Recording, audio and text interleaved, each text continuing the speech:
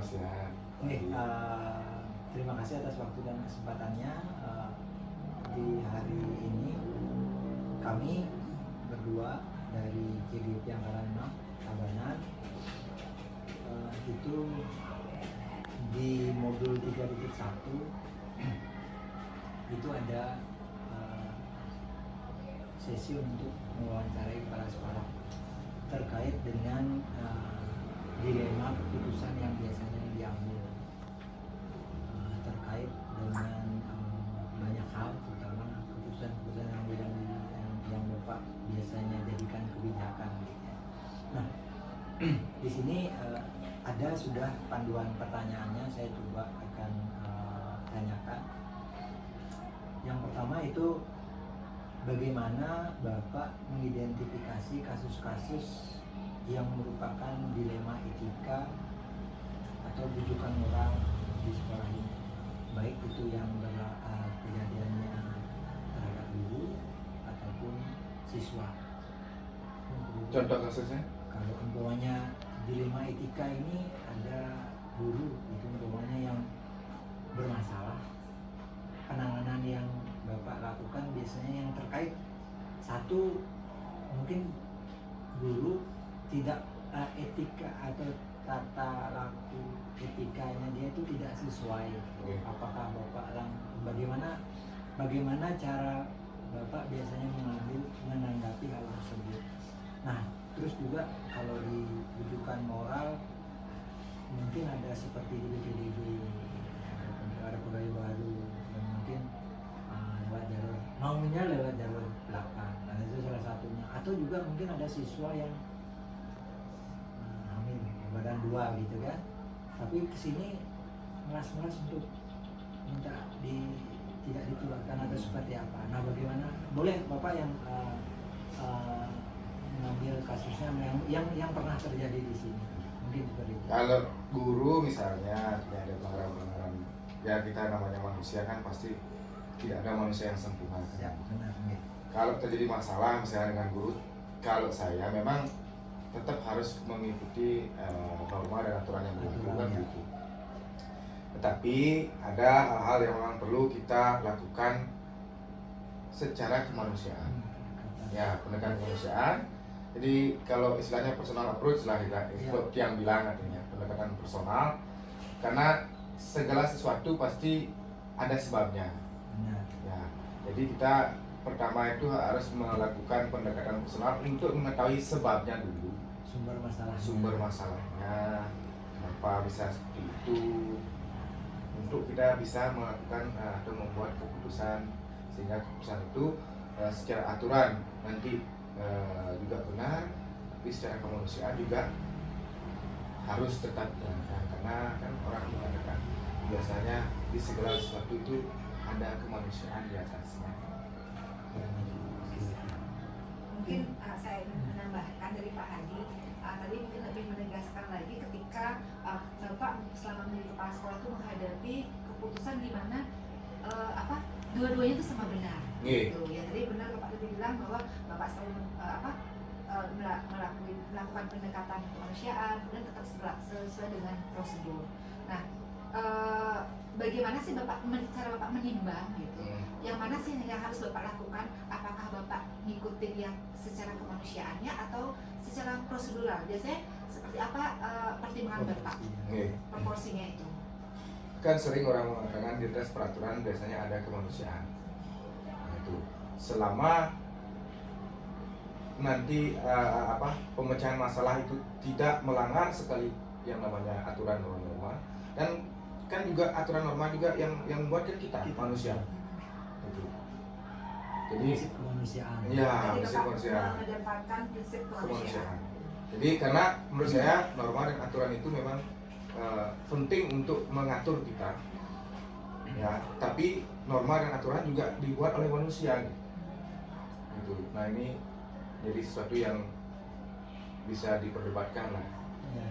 Kan banyak kasus juga, seperti misalnya di pengadilan lah, yang namanya pencurian, tapi yang dicuri apa kan, itu sebabnya mencuri apa kan, banyak kasus-kasus di ini terjadi. misalnya kayak mencuri kemarin itu kan ada kasus apa namanya, jadi agak melebar nih, mencuri. Kalau biar nggak melebar, mungkin Bapak bisa menceritakan kasus yang mungkin pernah real Bapak hadapi di SMK 2 Tabanan. Misalnya ada guru yang tidak masuk bekerja tanpa alasan, jadi lebih dari sehari itu misalnya dihubungi tidak bisa. Kalau dari segi aturan kan sudah menyalahi kan gitu. Ternyata setelah dilakukan pendekatan, ternyata orang tuanya sakit keras dalam kondisi panik sehingga tidak bisa memikirkan pekerjaan lah artinya, karena orang tua dalam kondisi kritis. Jadi kita tanyakan kenapa bisa itu, sehingga akhirnya ya kita harus maklumi. Mungkin bisa Bapak ceritakan detail langkah-langkah Bapak dalam menyelesaikan kasus-kasus seperti itu. Kayak tadi kan Bapak pada intinya saya sudah ini memahami Bapak Adi bahwa kemanusiaan di atas segala-galanya. Kemudian langkah detail untuk menyelesaikan kasus-kasus itu seperti apa? Yang pertama kita melakukan pendekatan dulu. Kalau dari itu pendekatan mencari sebab. Jadi, sebabnya kenapa, dan dari sebab itu kita harus juga berpikir untuk mengambil keputusan apa yang harus dilakukan dari sebab itu. Kalau sebabnya ini yang melakukan pertimbangan. Jadi kalau memang sebabnya ini memang masuk akal dan kenyataannya seperti itu gitu, ya kita harus mengambil keputusan yang terbaik untuk itu. Bagaimana Bapak Kepala Sekolah biasanya dalam pengambilan keputusan ini melibatkan orang lain, dalam hal ini pembantu penegak kebijakan di sini, ya makanya berikut hal-hal mana saja yang dilibatkan gitu. Dan hal seperti apa aja, mungkin angka yang itu yang dimaksudkan. Kalau sifatnya ada yang sifatnya akan terkait dengan peraturan sekolah, biasanya kalau saya itu selalu melakukan koordinasi dengan waka-waka atau pembantu kepala sekolah lah, yang membidangi. Berarti Bapak selalu dibantu nih? Oh jelas, sangat dibantu oleh waka-waka kepala program. Dari banyak kasus kan Bapak udah lama di SMK 2 Tabanan ini, ada nggak kasus yang benar-benar menantang gitu sampai Bapak nggak bisa tidur dalam menyelesaikannya? Kalau yang menantang sekali sih Astunggara sampai saat ini belum ya. Ya mudah-mudahan nggak pernah terjadi. Berarti selama ini Bapak secara bijak sudah bisa menyelesaikan kasus. Astunggara tidak ada yang sangat menantang dunia. Kalau namanya masalah di sekolah itu kan pasti ada aja.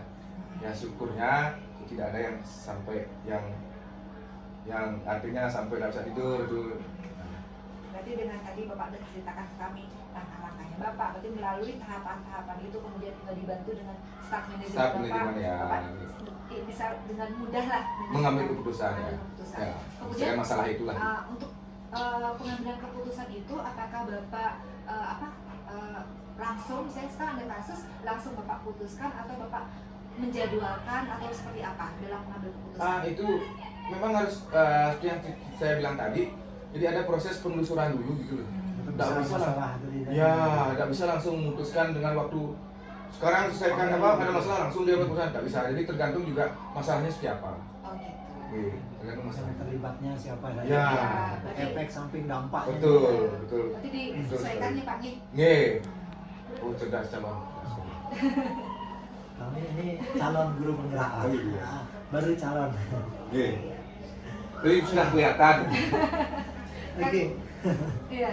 Ya mungkin kalau tadi kan melibatkan program dan lain-lain. Nah, kalau adakah faktor-faktor yang selama ini mempermudah membantu Bapak dalam pengambilan keputusan dalam menyelesaikan kasus-kasus di lingkungan etika terutama?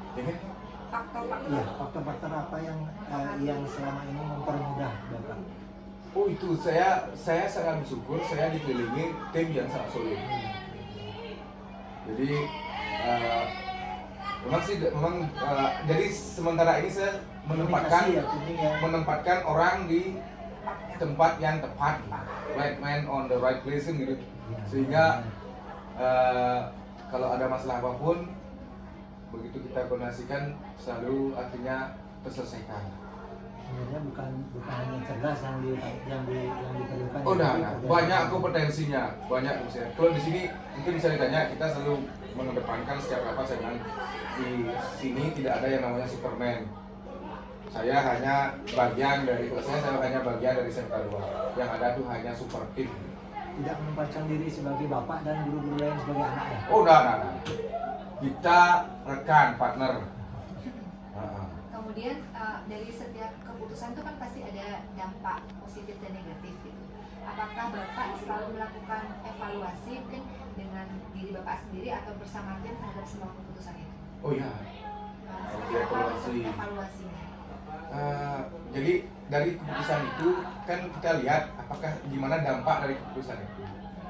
Kalau dampaknya bagus, berarti keputusan ini bisa nanti digunakan kalau terjadi masalah-masalah yang sama. Tapi kalau memiliki dampak mungkin yang kurang kita harapkan, berarti kita perlu merubah keputusan itu, merubah atau merevisi lah. Mungkin Bapak kan udah berapa tahun di sini Pak? Maaf saya baru bertanya. Apanya jadi gurunya? Itu kan jadi kepala sekolahnya. Kepala sekolah 4 tahun 11 bulan ya. 4 tahun 11 bulan, hampir 5 tahun ya Pak ya. Belum. Tadi kan Bapak sudah menyampaikan banyak hal gitu. Jadi kami juga minta bekal nih Bapak.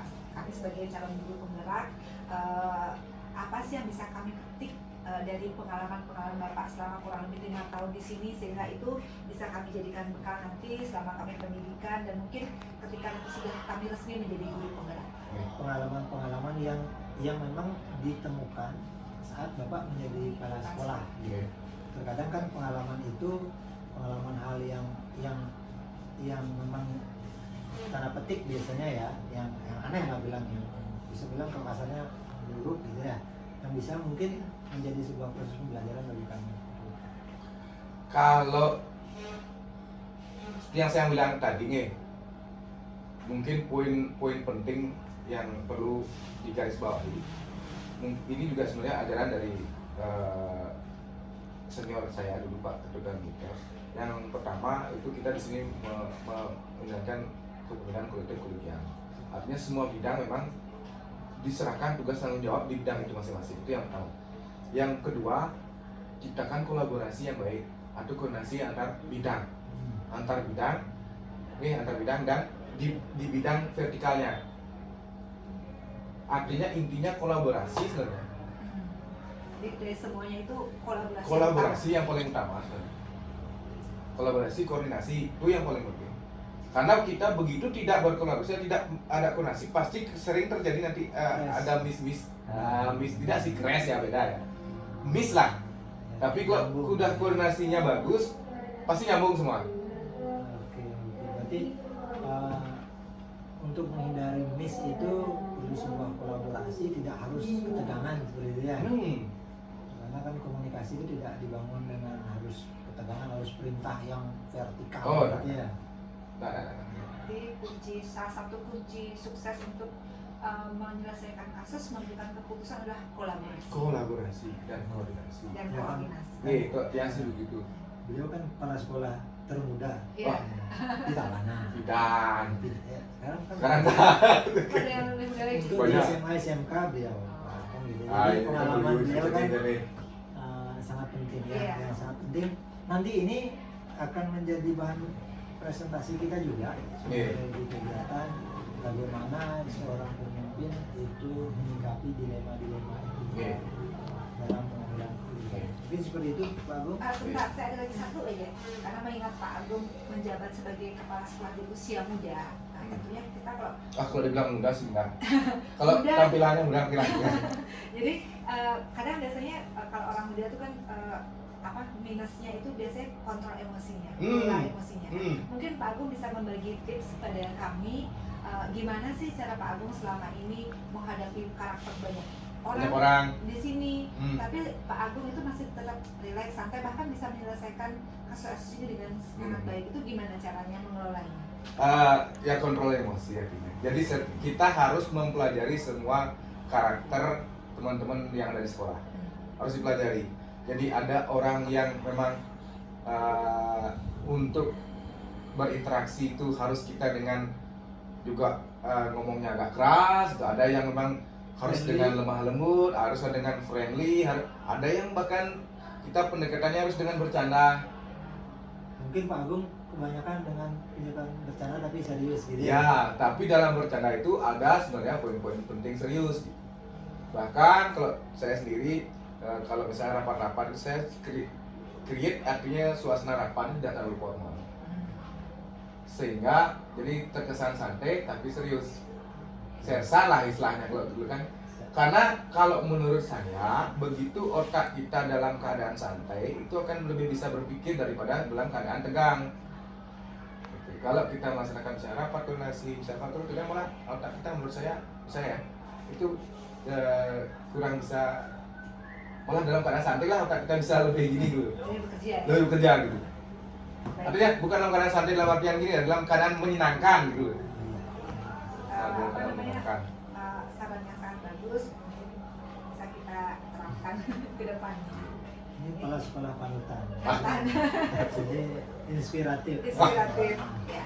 Karena kalau dilihat dari saya sering bersama-sama. Jadi benar-benar duduk bersama. Jadi memang Pak Agung ini hampir dalam setiap waktunya itu jarang lihat ketegangan. Ya, gitu. Memang beda mungkin dari Kepala sekolah kita. enggak, dari seberang. Nah gini, karena kalau menurut saya, kalau pas saya dalam keadaan misalnya stres itu saya sebenarnya tidak ingin dilihat stres oleh teman-teman gitu. Tapi kadang-kadang teman-teman yang peka tahu. Kalau yang peka tahu dia bahwa saya dalam kondisi stres gitu. Tapi saya berusaha untuk di hadapan teman-teman itu tidak terlihat stres. Jadi sebenarnya setiap orang tuh punya gaya kepemimpinan Masing-masing, masing-masing, betul. tergantung pada karakternya. Betul, Tapi betul. mereka pasti punya satu tujuan. Ya. Gimana menyukseskan suatu organisasi. Menyukseskan visi-visi organisasi. Iya. Terus. Ya Pak, dia ada lagi? Oke, terima kasih Pak Agung atas waktu kesempatan untuk wawancara santai ini. Ya, Dan saya juga ucapkan terima kasih Bapak sudah mau menerima kami. Kami juga belajar banyak dari Bapak. Semoga hari ini bisa menambah wawasan kami lagi sehingga kami siap menjadi guru penggerak. Terima kasih Bapak. Sebenarnya kan sudah siap.